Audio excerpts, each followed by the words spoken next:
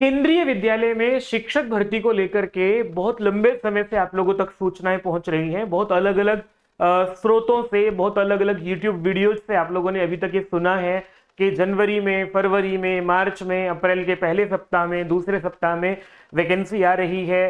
तो लेकिन अभी तक वैकेंसी नहीं आई है। परंतु विद्यार्थियों, अब वो समय है जब आप लोगों को इसके लिए पूरी तरह से तैयार हो जाना चाहिए कि केंद्रीय विद्यालय में वैकेंसी आ रही है। और ये वैकेंसी क्यों आ रही है? बीच में आप लोगों ने देखा भी था कि केंद्रीय विद्यालय, नवोदय विद्यालय ने अपने रिक्रूटमेंट रूल्स भी जारी किए थे। हालांकि वो भी एक एक्सरसाइज होती है और केंद्रीय विद्यालय को अपने रिक्रूटमेंट रूल रिवाइज करने ही थे। उससे भी ये जोड़ा गया कि अब वैकेंसी आ ही जाएगी। परंतु तब तक कोई ऐसी प्रामाणिक जानकारियां नहीं थी जिनके आधार पर मैं भी आप लोगों के सामने ये बात कह पाऊं कि हाँ, केंद्रीय विद्यालय वैकेंसी अभी निकाल रहा है। एक स्पेशल एजुकेटर को लेकर के कोर्ट में पिटीशन डाली गई थी। अशोक अग्रवाल जी हैं, जो एक एडवोकेट हैं, जो सरकारों से लड़ते हैं इसलिए विद्यार्थियों के हक में। उन्होंने एक केस किया था केंद्रीय विद्यालय के ऊपर कि केंद्रीय विद्यालय जो है वो स्पेशल एजुकेटर की वैकेंसी क्यों नहीं निकाल रहा है। क्योंकि उसके पीछे की बैकग्राउंड भी ये है, न्यू एजुकेशन पॉलिसी के आधार पर केंद्र सरकार ने निर्धारित किया कि सभी राज्यों को भी ये निर्देश जारी किया और केंद्रीय विद्यालय को भी ये कहा कि दिव्यांगों के लिए विशेष रूप से ध्यान रखा जाए कि स्पेशल एजुकेटर जो है उनकी पूर्ति जल्दी से जल्दी की जाए। परंतु केंद्रीय विद्यालय ने जो है उस नोटिस पर कुछ बहुत ज्यादा ध्यान नहीं दिया। नोटिस तो लंबे समय पहले जारी किया गया था और निर्देश तो लंबे समय पहले जारी किए थे, पर केंद्रीय विद्यालय ने इस पर कुछ किया नहीं था। इसको लेकर के अशोक अग्रवाल जी जब कोर्ट में गए और कोर्ट में जाकर के स्पेशल एजुकेटर के पदों को लेकर के ये बात रखी, तो इस पर कोर्ट ने जो है वो लगभग 2 महीने पहले भी कहा था कि सरकार जो है केंद्रीय विद्यालय जो है जल्दी से जल्दी इस पर वैकेंसी निकाले।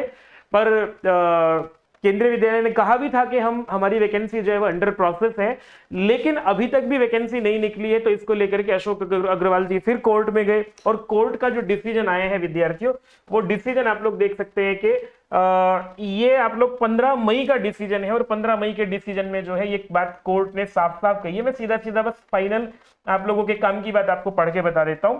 इन्होंने जो काउंसिल है मिनिस्ट्री ऑफ एजुकेशन की तरफ से, जो वकील उपस्थित हुए हैं, उन्होंने कोर्ट के सामने ये जवाब दिया है। कोर्ट ने पूछा भी था कि भाई हमने तुम्हें तो कहा था कि तुमने वैकेंसी अभी तक फाइनली क्यों नहीं निकाली। तो इन्होंने कहा कि एडवर्टीजमेंट जो है, क्योंकि बहुत सारे चरण होते हैं, यहां से परमिशन, वहां से परमिशन, वो सब प्रक्रिया चल रही है और उसके लिए जो है एडवर्टीजमेंट जो है हम जल्दी ही निकाल देंगे।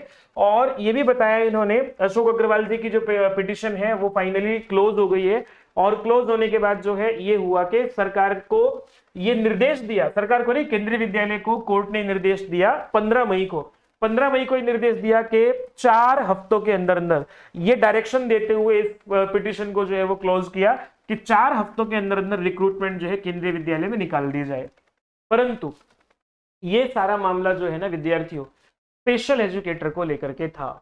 इस वीडियो में आप में से कुछ विद्यार्थियों के मन में यह भी प्रश्न होगा कि क्या केंद्रीय विद्यालय सबकी वैकेंसी निकालेगा, पीआरटी, टीजीटी, पीजीटी सबकी वैकेंसी निकालेगा क्या, या केवल स्पेशल एजुकेटर की निकालेगा? क्योंकि कोर्ट ने भी जो है वो स्पेशल एजुकेटर के लिए डायरेक्शन दी है और केंद्रीय विद्यालय ने भी जो है वो अपनी तरफ से बार बार जो कहा है वो स्पेशल एजुकेटर को लेकर के कहा। लेकिन मैं पूरा कोर्ट केस पढ़ रहा था तो उसमें उन्होंने ये भी बात रखी थी कि हम पीआरटी, टीजीटी, पीजीटी जो है सभी को लेकर के काम कर रहे हैं।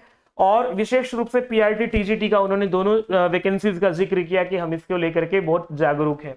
मैं इस वीडियो में आप लोगों को यह बता देना चाहता हूं विद्यार्थियों कि एक तो ये बात है, क्या 4 हफ्ते जो जून में पूरे हो जाएंगे, लगभग 20 जून तक जो 4 हफ्ते पूरे हो जाएंगे, क्या 20 जून तक नोटिफिकेशन आ जाएगा? विद्यार्थियों, स्पेशल एजुकेटर का नोटिफिकेशन केवल निकलेगा, इसकी संभावना कम है। 20 जून तक नोटिफिकेशन निकल जाए, हो सकता है निकल जाए, हो सकता है तो 1 हफ्ते, 2 हफ्ते, 3 हफ्ते लेट हो जाए, क्योंकि सरकारों के काम जो है वो अपने प्रकरण से, अपनी प्रक्रिया से चलते हैं। कोर्ट में जाकर के भी ऐसा नहीं होगा कि कोर्ट जो है वो केंद्रीय विद्यालय संगठन को या मिनिस्ट्री ऑफ एजुकेशन को कह देगा कि तुम मुर्गा बन जाओ, तुमने अब तक वैकेंसी क्यों नहीं निकाली है। तो अपनी प्रक्रिया से नोटिफिकेशन निकल ही रहा है और इसकी भी संभावना कम है कि केंद्रीय विद्यालय केवल स्पेशल एजुकेटर की वैकेंसी निकालेगा। केंद्रीय विद्यालय जो है जब वैकेंसी निकालेगा, स्पेशल एजुकेटर की वैकेंसी भी निकालेगा, पीआरटी, टीजीटी, पीजीटी की भी वैकेंसी निकालेगा। तो आप लोग ये मान करके चलिए कि जून में के लास्ट तक या फिर जुलाई के पहले हफ्ते तक आपको केंद्रीय विद्यालय की वैकेंसी देखने को मिलेगी। और इसकी भी अभी तो पुष्टि नहीं की जा सकती है कि पीजीटी, टीजीटी, पीआरटी सबकी वैकेंसी जो है वो कितनी कितनी निकलेंगी। लेकिन मैं आप लोगों को एक आधिकारिक डेटा देना चाहता हूं कि केंद्रीय विद्यालय में अभी वर्तमान में इस 2025 में जो है वो कितने पद खाली हैं और किस विषय में कितने पद हैं। विद्यार्थियों को जब ये जानकारी मिल जाती है तो फिर एक उत्साह होता है, जिस विषय में ज्यादा पद होते हैं ये उत्साह होता है तैयारी करने का, या कम पद होते हैं तो ये पता होता है कि कितना कंपटीशन है।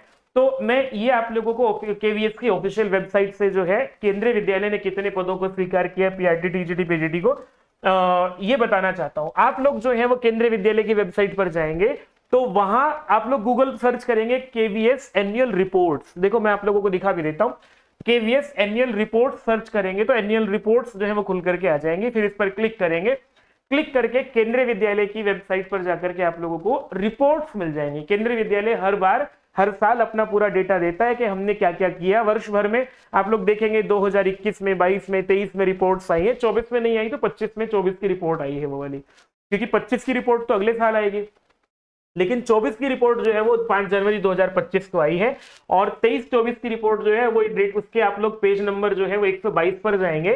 इसमें सारा कुछ होता है, कहाँ कितने विद्यालय खुले, उनकी क्या प्रगति रही, कितने मेडल आए, कितना क्या कुछ हुआ, कितने पद खाली हैं। तो इसमें सारा कुछ लिखा हुआ भी है कि हमारे यहाँ जो है वो कुल कितने पद हैं और उनमें से जो है कितने कितने जो है सैंक्शन है, कितने जो है वो अभी वर्तमान में कार्यरत है और कितने खाली हैं। तो कार्यरत जो है उनको नहीं बात करेंगे हम लोग, सीधे रिक्त पदों की बात कर लेते हैं। मैंने आप लोगों को यहाँ डेटा भी लिख करके दिया है कि पीआरटी के 1182 पद जो केंद्रीय विद्यालय ने आधिकारिक रूप से स्वीकार किए हैं, टीजीटी के 2415 हैं और पीजीटी के 1260 हैं। इसके अतिरिक्त हेडमास्टर के भी कुछ पद होते हैं या और भी अलग अलग पद होते हैं। तो मैं सिर्फ आप लोगों को पीआरटी, टीजीटी, पीजीटी के पद मैंने लिख करके दिए हैं। और यहाँ आप लोग देखोगे तो सीधा सीधा प्रिंसिपल के जो है वो 180 पद हैं और वाइस प्रिंसिपल के जो है वो 46 पद हैं जो अभी रिक्त पड़े हैं। उसके नीचे जो है मैं केवल टीचिंग एग्जाम्स की बात ही कर रहा हूं। इसके नीचे जो है वो हेड मास्टर जो होते हैं उनके 225 पद हैं। फिर और नीचे चलेंगे आप लोग, पीजीटी के हिंदी में जो है 105 और 138 जो है वो अंग्रेजी में है। इतिहास में आप लोग देखेंगे तो ये रहा, हाँ मैं थोड़ा सा इसको जो है वो जूम कर दूंगा तो आपके लिए आसानी होगी देखने में। इतिहास में 56, 113 इकोनॉमिक्स में, जियोग्राफी में 50 और 177 पद है फिजिक्स में। केमिस्ट्री में जो 155 पद है, मैथ्स में 129 पद है, 114 पद है बायोलॉजी में, कॉमर्स में है 61 पद और कंप्यूटर साइंस जो है इसमें है 105 पद, 4 पद है बायोटेक्नोलॉजी में। कुल मिलाकर के 1260 पद जो है वो पीजीटी के हैं, जो कि केंद्रीय विद्यालय का ऑफिशियल डेटा है। अब टीजीटी की बात कर लेते हैं। टीजीटी हिंदी जो है उसमें 319 पद हैं, इंग्लिश में 390 हैं, संस्कृत में 317 पद हैं और सोशल स्टडीज जो है उसमें 372 पद हैं, मैथ्स में 428 है, साइंस में 264 हैं। TGT physical and health education जो है उसमें 76 पद हैं, 45 पद हैं टीजीटी एजुकेशन में। आर्ट्स एजुकेशन में वर्क एक्सपीरियंस जो है इसमें 139 पद हैं, 13 पद है योगा टीचर में। लाइब्रेरियन के हैं 52 पद। कुल मिलाकर के 2415 पद हैं टीजीटी के। और इसके अतिरिक्त जो है वो 1103 पद हैं प्राइमरी टीचर्स के और प्राइमरी टीचर्स के अंतर्गत म्यूजिक के जो है वो 79 पद है। इस तरह से 1182 पद जो है वो टोटल हो जाते हैं पीआरटी के। तो विद्यार्थियों ये तो रही बात, और इसके अतिरिक्त स्पेशल एजुकेशन के पद अलग हैं, उनका भी जो है वो आप लोगों तक जानकारी जैसे वैकेंसी आएगी दिखी जाएगी। फिलहाल मैं आप लोगों के सामने दो बातें करना चाहता हूं कि भाई एक तो आप लोगों को केंद्रीय विद्यालय को लेकर के अब आपको बहुत अच्छे से जुट जाना चाहिए। पदों का जानकारी ये रही, आप लोगों को जैसे भी तैयारी करनी है सेल्फ स्टडी से, बैचेस में, कोचिंग संस्थानों में, जो आपका अपना अपना तरीका है तैयारी करने का वो कीजिएगा। और पदों की संख्या ये रही, और विद्यार्थी जून में नहीं तो जुलाई में का नोटिफिकेशन इसका देखने को मिलेगा ही। और बहुत ज्यादा संभावना है कि स्पेशल एजुकेटर के साथ पीआरटी, टीजीटी, पीजीटी की सभी की वैकेंसीज आप लोगों को देखने को मिले, क्योंकि केंद्रीय विद्यालय का इतिहास ऐसा है कि वो एक बार में एक वैकेंसी नहीं, वो सब कुछ इकट्ठा ही निकालता है। चैनल को सब्सक्राइब कीजिएगा, वीडियो को लाइक कीजिएगा, और इसमें एक बात और है, लाइक मत नहीं भी करेंगे तो भी चलेगा, लेकिन सब्सक्राइब करके आप लोगों तक जानकारियां पहुंचती हैं ऑथेंटिक। अब मैं बात ये कर लेता हूं कि इसका एलिजिबिलिटी क्या है, एग्जाम पैटर्न क्या है, सब कुछ क्या है। और इसमें एक बात और भी है विद्यार्थियों की, केंद्रीय विद्यालय को लेकर के ऐसा भी कहा जा रहा है कि 3 चरणों में परीक्षा होने की संभावना है। पहले तो केवल एक रिटन एग्जाम होता था, मतलब एक प्रश्न होता था, उसके 4 ऑप्शन होते थे, बहुविकल्पीय प्रश्न होते थे, उनके बाद इंटरव्यू होता था। लेकिन अब ऐसा होगा कि बहुविकल्पीय वाला प्रश्न जो है वो प्री कहलाएगा, फिर आपका मेंस होगा जो कि सब्जेक्टिव होगा, जो कि रिटन होने की संभावना है।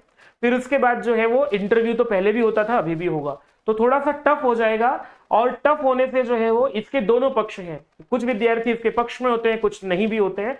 आप लोग अपना अपना मुझे कमेंट करके भी बताइएगा कि अगर ये प्री और मेंस और उसके बाद इंटरव्यू वाली व्यवस्था आप लोगों को कैसी लगती है। फिलहाल इसके लिए भी तैयार रहिएगा, अपना सब्जेक्ट अच्छे से तैयार कीजिएगा। एक बात मैं आप लोगों को जरूर कहना चाहूंगा कि लिखने का अभ्यास अभी से करना शुरू कर दीजिएगा। 1 घंटा 1.5 घंटा जो है, जो आप लोग पढ़ते हैं उसको, प्रश्न को लिखने का अभ्यास शुरू कर दीजिएगा, क्योंकि उत्तर प्रदेश इस बात को स्वीकार कर चुका है। उत्तर प्रदेश में 3 चरणों में परीक्षा हो रही है, पीआरटी, टीजीटी, पीजीटी की, और हरियाणा में जो है असिस्टेंट प्रोफेसर की भी पीजीटी की परीक्षा जो है वो 3 चरणों में हो रही है। इसी तरह से जो है केंद्रीय विद्यालय में अगर एक बार 3 चरणों में परीक्षा शुरू हो गई तो पूरे भारत में अब 3 चरणों की परीक्षा आप लोगों को देखने को मिला करेगी। तो उसकी तैयारी आप लोगों को अभी से कर देनी चाहिए। अपना विषय अच्छे से तैयार कीजिएगा, प्रश्नों को विस्तार से लिखिएगा। ये सब जानकारियां, ये सब बातें आप लोगों तक पहुंचानी थी, इसलिए इस वीडियो को मैं आप लोगों के इस वीडियो में आपके सामने उपस्थित हुआ हूं। और हाँ, मैंने इसको लेकर के, एलिजिबिलिटी को लेकर के, एग्जाम पैटर्न को लेकर के जो है वो सब वीडियोस पहले बताई हैं, और आप लोग देख सकते हैं जाकर के। कोई भी प्रश्न हो मुझे इस वीडियो पर कमेंट में छोड़ दीजिएगा। चैनल पर आप लोग जाएंगे और यहाँ से पॉपुलर वीडियोस पर क्लिक करेंगे तो केंद्रीय विद्यालय का सिलेबस, एग्जाम पैटर्न की वीडियोस आप लोगों को देखने को मिल जाएंगी। ठीक है, कोई बात हो तो कमेंट करके जरूर बताना। प्रणाम विद्यार्थी।